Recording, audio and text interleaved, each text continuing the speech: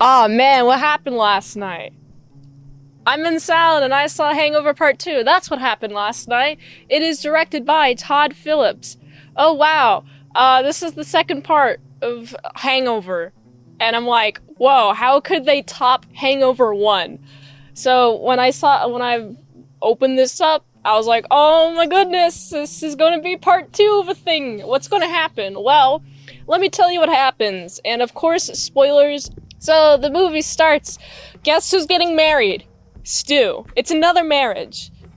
Stu, being the dentist, the responsible dentist, is like, oh, we're going to get married in Thailand because his bride's family is from Thailand, is what I'm thinking. And it's, you know what's super fun? The bachelor party is just going to IHOP. Sponsorship, by the way. Well, it seems like it's sponsorship because it's very out in the open.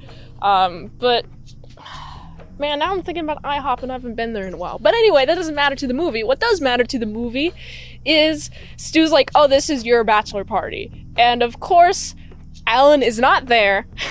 Gee, I wonder why. And you also got Paul and good old pal Doug. Yeah, Doug is there too. And they're like, Paul's like, you gotta have a bachelor party. Or Doug. One of them. They were both there eating pancakes. Not satisfied that this was not the bachelor party. So, now let's go to Bangkok. Well, they're in a resort outside of Bangkok. It's really nice. I really want to go to the resort. It looks pretty. But, they're asking Alan to come to the wedding. Alan, would you come to the wedding? And as they go in the room of Alan, they have like all the pictures of the previous Hangover. Hey, you should have deleted that. You promised. That's okay. No one goes in my room. Okay. I'm only inclined to say Alan is very autistic. Because, like, just the way that he is. It's, like, hard to pinpoint it, but it's like, oh, I literally didn't spike those beers, right? I didn't literally spike those beers. I'm a little going too far, but what I'm talking about is now they're at the resort, Alan is with them, they go to this bonfire with good old little brother of Stu's bride, Teddy. They're like, oh, it's one beer, alright. And then they wake up in Bangkok, and now they have to do this entire situation again. What happened last night? They see there's a monkey in the room, the AC is off, power's off, because they're in Bangkok, and there's like 1,500 power outages per hour? That's a lot. That can't be much. That can't be true. But there's just a lot of... There's the monkey pulling on this thingy, but turns out to be Chow's wiener. And then they think Chow is dead after he takes a hit of cocaine. And so they put him in the freezer up in the 15th floor. But it's like, all that ice is contaminated. What are you doing? I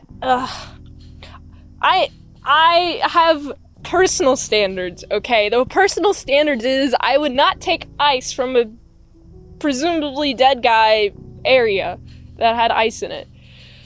So, now they're trying to figure out how Stu got this tattoo. This tattoo, by the way. I got the same tattoo! And it wasn't until, like, after the movie that I got it was a Mike Tyson tattoo. And it's like, oh, hey, that's in reference to the last movie. But anyway, they're figuring out why they're in Bangkok. They're trying to figure out where, good old Teddy is. By the way, his finger is cut off and has a ring on it. So it's just like a random finger. It seemed painful to lose a finger. But here they are going to the tattoo shop. Tattoo shop's like giving them some clues. Oh yeah, they went this way. Your buddy was here. How's the tattoo? I hate it. Stu, don't tell him that you hate it. He's not inclined to help you afterward. But anyway, they get sent to a place. They get sent to the police, and they pick up like Teddy, but it's just like an old guy with Teddy's stuff, and they go return him because he's a monk who's he's sworn to be silent. So they go to the Buddhist monk temple area, and the fun thing is they are talking, and then they get hit with a bunch of sticks, and it's like, yeah, stop talking. Good, stop talking. But then they try to ask questions, and of course they're like, well, just meditate on it. The answers are deep inside you. And Alan, of all people, are like, yeah, let's go to this place. We know what the chain of events is. So they go to the strip club, hot women there.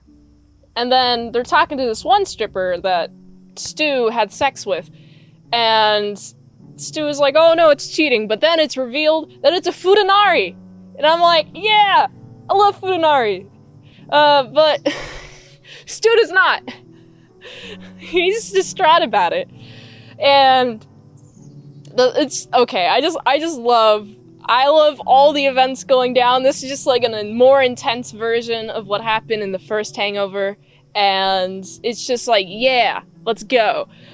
So they get sent to a place where they get shot. Well, they get shot in the alley by like some bikers who stole the monkey. And then they go back to the hotel. They find Chow.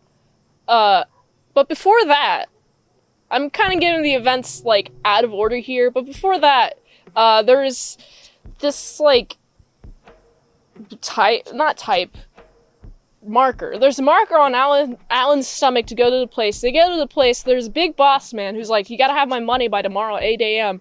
And then they go back to the hotel, they find Chow. Chow's awake, not dead, luckily. Even though his heart was not beating, it's because cocaine does that. But then he's like, oh, it was in the monkey's vest, and they have to go get the monkey, which is a drug monkey that they steal, and they get shot at a bunch, and it's like an insane, intense action. It's like, what is going on? What? Alright, well, this is insanity. But they get the codes, the people who are trying to save the monkey kill the monkey, and then they, having a almost dead monkey, just leave it at an animal hospital. And then they're like, alright, we got the codes, let's go to the meeting. And then they go to the meeting, and Chow sends money, and then Chow gets arrested, and then after that, they're like, where's Teddy? And then they figure out where's Teddy. I really like this detail of the first place that they looked for Teddy was on the roof, because that's where they found Doug. Also, I should mention Doug is at the resort, safe, sound. He's good. He went home early, and he's not the one that's missing. And Alan swears that he didn't do anything, except for he added drugs to the marshmallows. So he did it again, effectively. This is why I say he's autistic, because when they asked what did he do to the beers, he said, I didn't do anything to the beers, I swear. But they didn't ask about the marshmallows, so he never gave that detail away. I would have done the same thing, so that's why I have this shirt on. I'm autistic. I understand. I understand the struggle. But also, just the fact that they find Teddy in the elevator, because that's when the power went out. And then they go on a speedboat to the wedding, and they use Chow's speedboat, and they just kind of like go vrooming, and then they keep going vrooming, even when there's no dock, and they just like, Alan just flies the boat into a bunch of people. Luckily those people moved, but it's no consideration, but they're at the wedding. And now Stu can get married. There's a whole, like, argument between Stu and his father-in-law, because his father-in-law doesn't really like him. But Stu's like, I have a demon inside of me! Ugh! Because that makes the dad like him more. And that's There's the wedding scene, and then that's pretty much it. And I'm like, yeah. Oh man, this is awesome.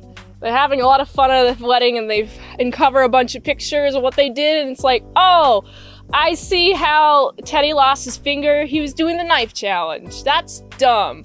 With a knife, that's incredibly dumb, especially when you're wasted. That's immediately so much dumbness in the air. I just couldn't care. So, that was the end of the movie. I really liked the cinematography.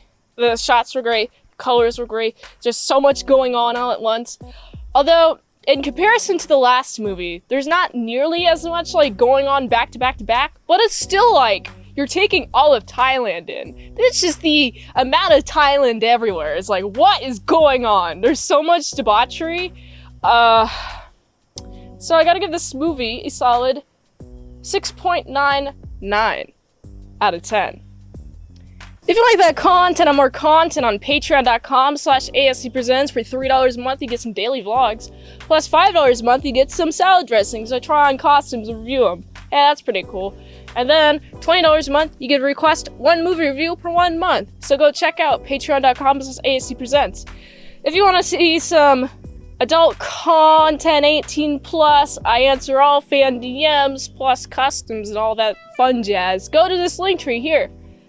If you haven't been to this link tree, I don't know why you haven't. You have to. I recommend the Fans League, because there's a lot more content on there. So go check out this link tree right here. Until next time, I'm Mint Salad Saw. I'll see you later, my salad croutons and bacon bits.